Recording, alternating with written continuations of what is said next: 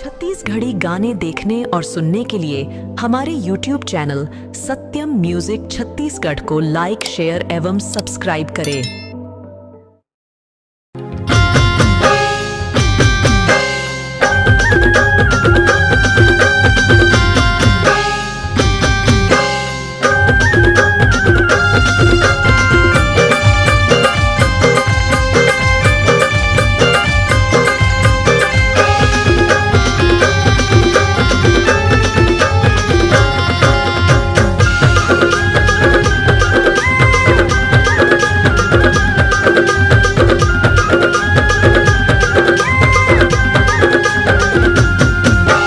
पीले रे पीले जी बहुत अमृत धार, पीले पीले रे बहुत अमृत धार, पीले पीले रे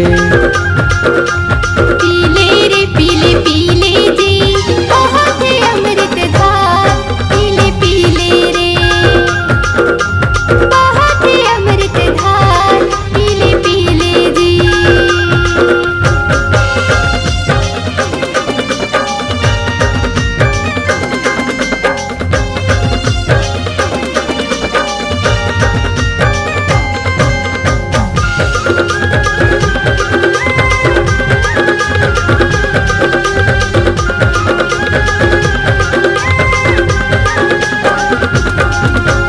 गुरु ज्ञान के अमृत धारा गिरत पूर्णिमा बुहावत हवै।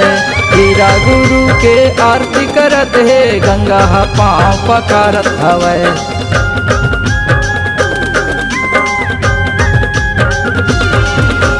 गुरु ज्ञान के अमृत धारा गिरत पूर्णिमा बुहावत हवै। हीरा गुरु के आरती करत है, गंगा पाँव पकारत हवै। हीरा गुरु के आरती करत है, गंगा पाँव पकारत हवै। बड़ भागी है नर नारी, बड़ भागी है नर नारी, ज्ञान के लहरा ले ले रे ले ले रे। बहुत अमृत धार, पीले पीले रे बहुत अमृत धार, पीले पीले रे।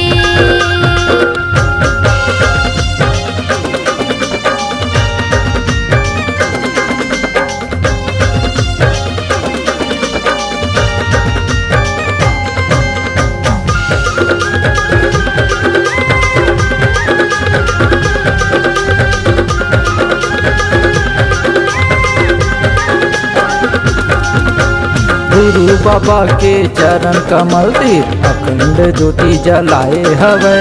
सब नर नारी हाथ जोड़ के गुरु बाबा बुलाए हवै।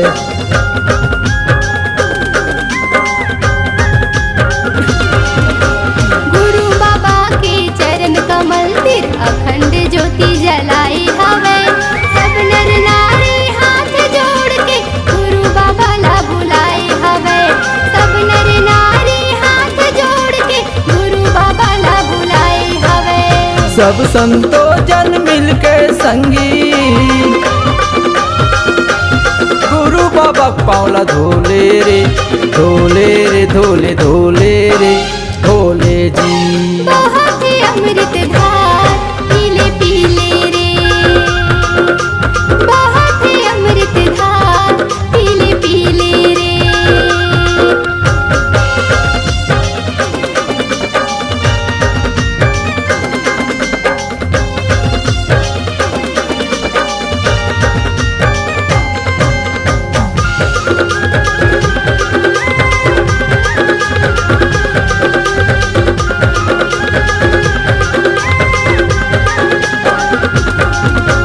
हमला पार लगाहू बाबा ते मोला आस हवै।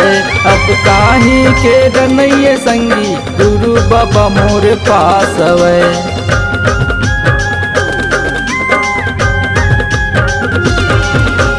हमला पार लगाहू बाबा के मोला आस हवै। अब काही के डर नहीं संगी गुरु बाबा मोर पास हवै। अब काही के डर नहीं संगी गुरु बाबा मोर पास हवै। बड़ भाई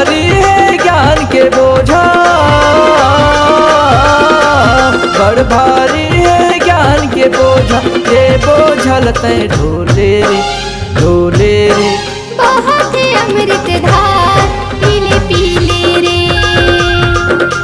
बहुत अमृत धार पीले पीले रे, बहुत अमृत धार पीले पीले रे, बहुत अमृत धार पीले पीले रे, बहुत अमृत धार पीले पीले रे।